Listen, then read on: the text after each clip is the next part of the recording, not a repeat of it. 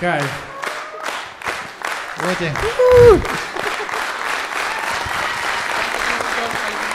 Құрметті достар, YouTube-тан қарап отқан көрермен, сразу каналға тіркеліп, лайк басып, колокольчикті басып, комментарий жазып кет.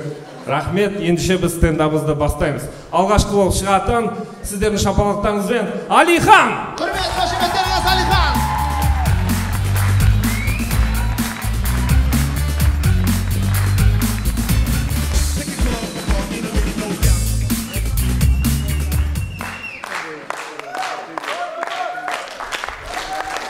Рахмет. Ассалаумағалейкум баршаларыңызға. Уағалейкумассалам.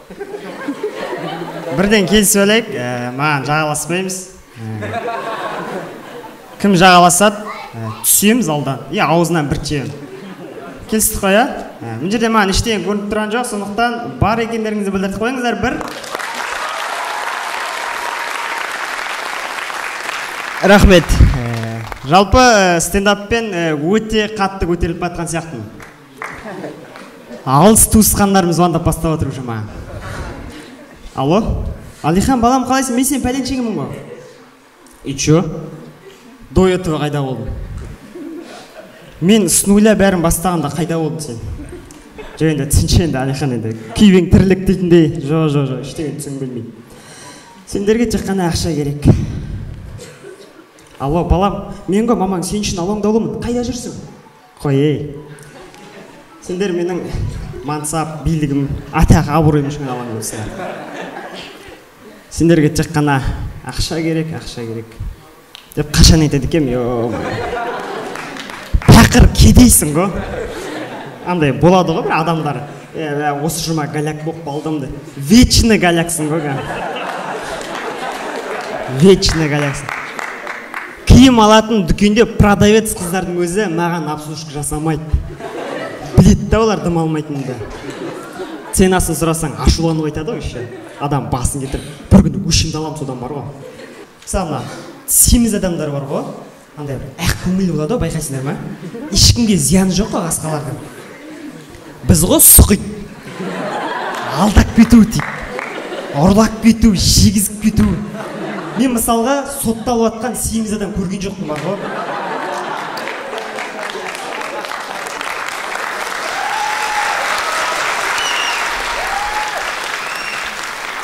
Ал егер де сіздер сотталып атқан адамды көрсеңіздер, онда мен сияқтылар жала жауып атыр деп біліңіздер.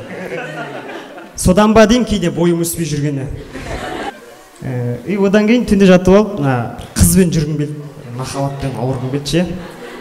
Қазіргі қыздар қызықпайтын нәрселер қызады, байқайсыздар ма? Мысалы, бұрын үйі бар, машинасы бар балдар, соларға қызығатын еді қыздар. Қазіргі қыздарына балдардан қолындағы тамырына қызығады.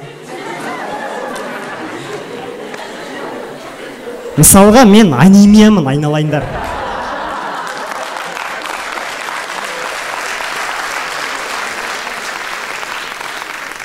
Не істейін мен айтыңдаршы маған? Наркоман болайын ба сендер үшін? Қызықпайтын нәрселер жазады. Түнде жатып ойлаймын да мен мына. Бір уақытта бір қарның ашып кетеді ғой жатып. Сол уақытта холодильникке барам, холодильникті ашам. Мен бір байқағаным, мына холодильникте, менің де, сенің де холодильнигімізде, мейлі бай бол, мейлі кедей бол, бір ешкім жемейтін салат па, варенье ме бірдеңе тұр ғой, байқайсыздар ма? Мысалға біздің үйде жүнжіп кеткен варенье тұр. Сондай бірден үйде, мынау керім ба деп жықпайтын біреу бады үйде.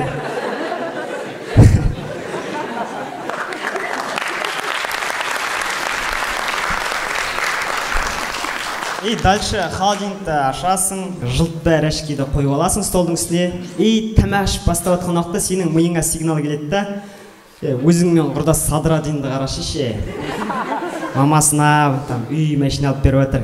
А сен отсың мынау жылтты әрәшкей жеп. Неге мен садыра дейін мен сияқты балақса ойнамайды ол? Неге поражнек жүрмейді ол? Донерге бірдеңе 100 теңге жеткізе алмайды. Көрілмей кетесің да, автоматически сенден жерде болашағын ойлап кетесің да. Стендап бәрін сұрып тастаңдар. Сендерге бір ашылып әңгіме айтқың келіп тұр бар ғой. Жестоко көтеріліп кеткің келеді бар ғой. Адам сенгісіз. До того мен Островскийдан шыққаннан кейін сендер бәрің маған қарата шабу керексіңдер ғой. сен фото түсірейінші деп. Мен беткен капюшонды киіп алып бүйтіп өтіп тұру керекпін бастарынан. Менің личный охранниктарым сендерді жолатпау керек, кете ары қарай деген сияқты. Мен өтіп бара жатырып, бір кішкентай қызды көріп қалу керекпін ғой, бүйтіп бара жатырып. Көзім мөлдіреп тұрғанымдай. Ана қызды өткізіңдер деп, көтеріп алып бүйтіп фотоға түсіру керекпін да мен.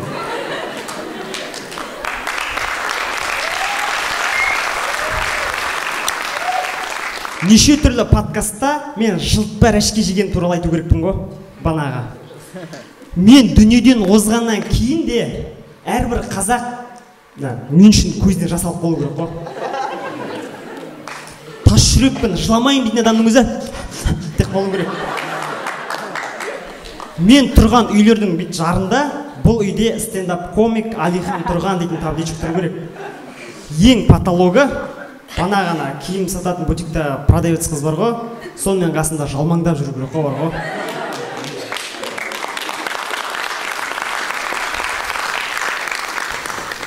Уақыт өте өтір бар ғой.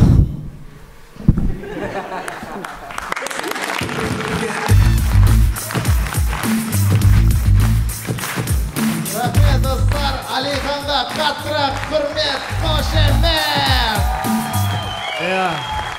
Молодец. Түсіндіңдер, переходной возраст қой. Құрмет достар, келесі сіздердің алдарыңызға шығатын стендап комик Мирас Сахиев, құрмет, қошеметтеріңіз.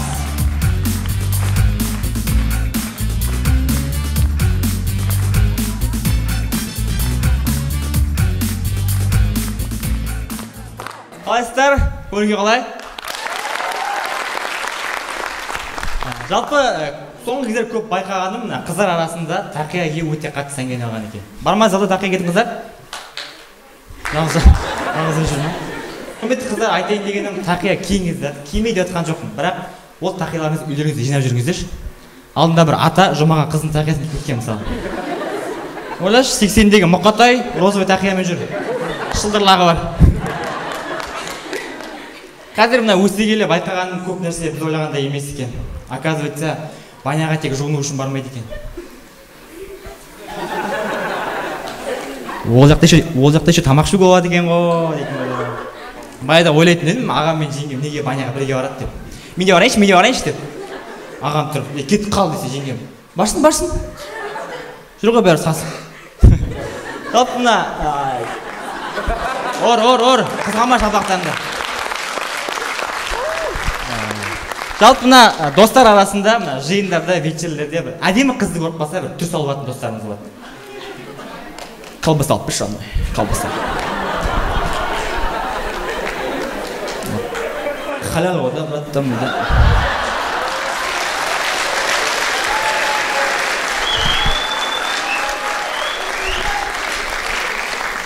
КМДБ ғой да, брат, мынау да. А так былай өмірде әнәсте сөйлейтін бала ғой.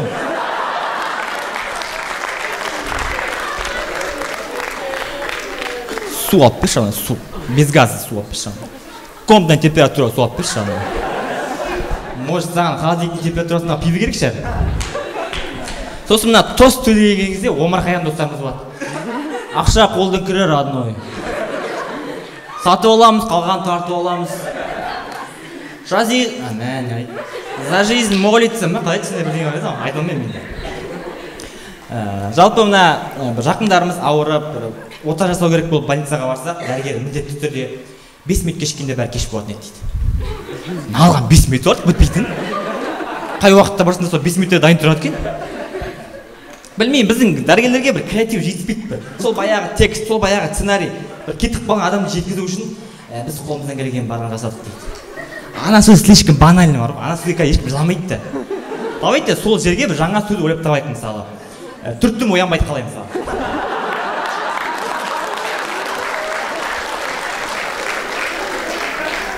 Или қазақ еліне минус бір адам қалай.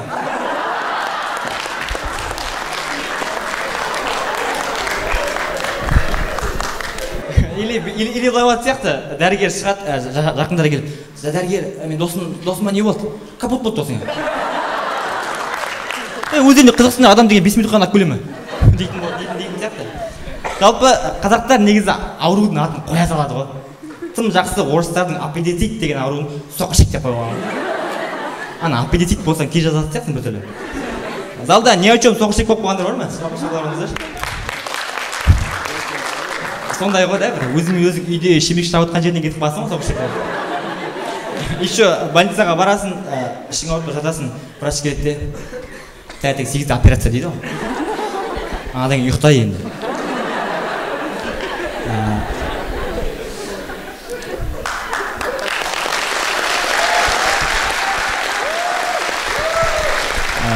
Сосын мына байқайсыздар ма, мына киноларда мына ес-түссіз комада жатқан адамның есін жиғанын қалай білетінін білесіңдер ма?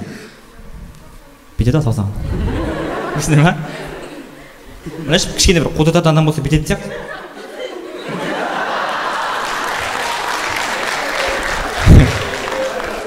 Ойлашы былай болады сияқты, мысалы жатыр да, ешкім бүйтті, ешкім байқамай қалды. Жайлап. Или оған байқамай қалса, палатасынан шығып, дәрігерге барып, ей, дейм.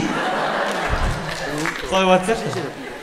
Жалпы бізді медицинаға біразда жетіспейді. Мысалы бір қиын аурумен ауырсаңыздар, дәрігер тұрады, бұның емі тек шетелде дейді. Сонда сол 9 жыл бойы соны бұның емі шетелде деп айту үшін оқыдың ба? Құрметті қазақстандықтар, егер де сіздер шетел көргіңіз келіп жүрсе, қыдырғыларыңыз келіп жүрсе, қиын аурумен ауырыңыздар. Қазақстан медицинасы бізбен бірге саяхатта.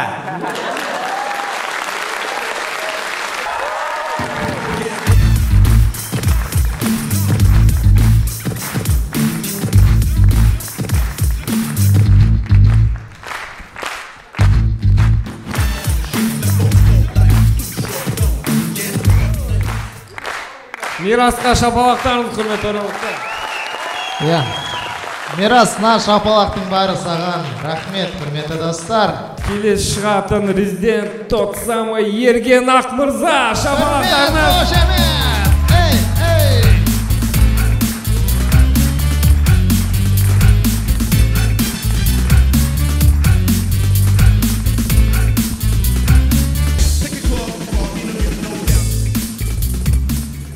Тоқташ, көзіңде мөлдірмін уайым бар.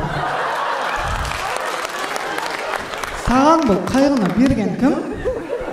Бақытты болуға дайындал. Сендегі тағдырға мен келдім.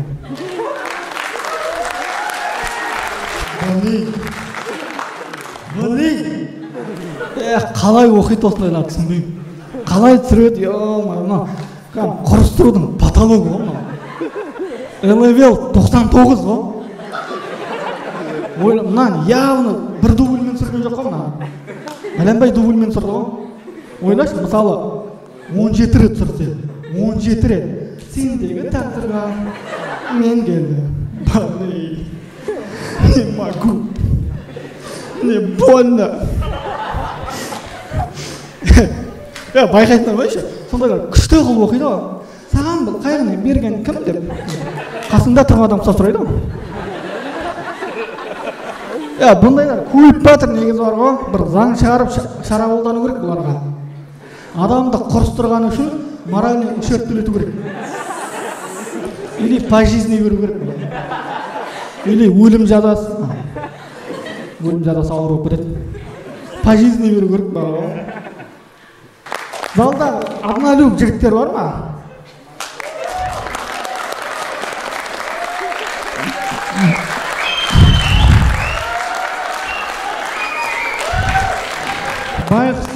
Байқұстар. Аяйын ғой сендерді. Аяны істетіңдер ғой сендер. Жоқ, Однолюб болған жақсы да, Однолюб болған жақсы, егер жүріп атқан қызың болып Однолюб болсаң, онда жақсы. Ал егер не отыр? Ал егер сен ұнататыны саған қарамай Однолюб болсаң, онда қиын, өте қиын. Мысалы да Однолюб жігіттер деген меніңше андай сияқты. Однолюб деген голубойдың бір жеңілдеу тұр сияқты. Шынымен. Ерсі отырғанда деп. Голубойдың бір тұр сияқты. Голубойға қыздар ұнамайды, жігіттер ұнайды ғой. Однолюбқа тойыстамайды. Тек қана бір қыз ұнайды, басқа қыз вообще ұнамайды. Былай қарасаң, Однолюб пен голубойдың арасын бөліп тұрған бір-ақ қыз. Ойланатын мәселе. Қиын жігіттер. жалпы маған жоқ керек емес түсірдім есіме. Жалпы маған қыздардың ең көп қоятын сұрағы ерген қызың бар ма дейді. Мен айтам оларға, мен қалай қызым болады, мен әлі егер үйленбеген болсам. Солай емес пе, да? Мысалы менің Азамат деген досым бар, оның қызы бар. Ол үйленген 5 жасар Айзере деген қызы бар. Ал мен әлі бойдақпын, мен қалай қызым болады? Мен сендер ойлағандай жігіт емеспін, қыздар. Мен туралы олай ойласаңдар қатты қателесесіңдер. Маған деген ойларың арам болса, менен аулақ жүріңдер, қыздар. Мен тәрбиелі жігітпін. Мен домашний жігітпін. Мен таза қатын болады, ой. Таза күйеу болатын жігітпін. Сүйеу болатын жігітпін. Сүйіңдер мені. Ерім мен емес, жүрекпен сүйіңдер. Вот когда біз үйленіп отбасы боламыз ғой, вот сол кезде еріммен сүйуге рұқсат беремін. Тойға дейін еріммен сүйуді. Армандамаңдар, қыздар. Любопытный жігітпін. Ойладым, өмірге бір-ақ рет келеміз. Ай, бір орыс қыздан көрейін дедім. Алдында бір көшеде орыс қыз тұрып, білем, анау деген еді. Әп-бәлемі. Тура мен сияқты. Мен андайда қыздарға вообще тарман істетпеймін. Андайда мен аюдай денем болмаса да қасқырдай духым бар да мен. Өзіме уверенно смел бардым да. Привет, Ерген. И она говорит, я не Ерген. Я говорю, нет, я Ерген. И она говорит, я Кристина. Я говорю, очень рад. Она говорит, я тоже. Я говорю, қойшы. И бірден іске көштім, Кристина, можно ваш номер? И она говорит, сразу что ли? Я говорю, нет, я номер спрашиваю. И она говорит, ну я поняла. Я говорю, и можно или нет? И она говорит, конечно нет. Я говорю, как нет? Она говорит, так нет. Я говорю, как так нет? Она говорит, так нет. Я говорю, как так нет? Она говорит, так нет. Я говорю, как так нет? И она говорит, иди отсюда, колхоз. И я говорю, Кристина, кто колхоз? Ты сказал, что я колхоз? Я не колхоз, Кристина. Не ошибайся, Кристина. Я не колхоз. Мен ата-анам осы уақытқа дейін тәрбие беріп, білім беріп, мені болашақта осы бала асырайды деп үміт артып отқан баланы сен колхоз деп отырсың ба? И она ушла. Я тоже ушел. Сейчас там никого нет, наверное. Да, признаюсь, у меня есть акцент. У папы элантра.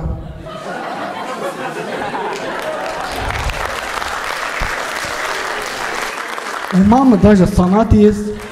Да, мы очень богатая семья. Жалпы мен сырт көзге білдіртпегенмен байқаймын да, инстаграмнан, ютубтан, комментариядан маған айтады, мына бала не сақаума сөйлеген түсініксіз деп. Мен сол айтады да, мына бала сақаума сөйлеген түсініксіз дейді. Мен айтамын оларға, мен сақау емеспін.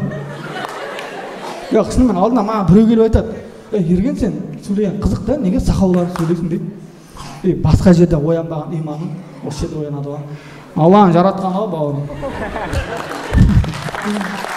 Болды ғой, тым демейді ғана осыдан кейін бар ғой. Жоқ, мен енді құрметті көрермендер, сіздерден сұрағым келеді да, серьезно жауап беріңіздер. Мен сөйлеген түсінікті ма, түсініп жатсыздар ма?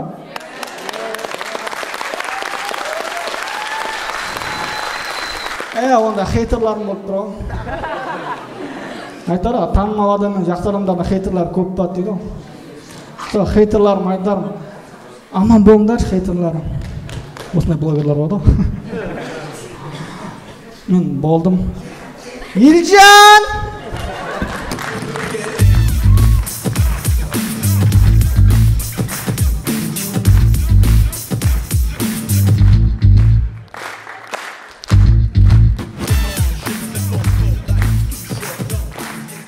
Ой, рахмет. Мияқта қаратөбел ерлік кәм тұрып шапалақтап отыр саған. Ой, рахмет. Акценті қалай? Андай сияқты, Ерген миында ше, қазақша смело сөйлейді ғой. Орысша сөйлегенде ше, миында кішкентай адамдар әріптер ұстап тұрады да, сөйлегенде. әріптесе бір-біріне Ретліксіз ба, ретліксіз? төрт мякисына көріп кетеді. Қайсы, мен шақырады. Цел үйлену деп тұра көрші. Андай, абыржы, приветқа мякисына керек ба? На всякий случай жібер. Құрмет қошеметтеріңіз ергенге достар, рахмет.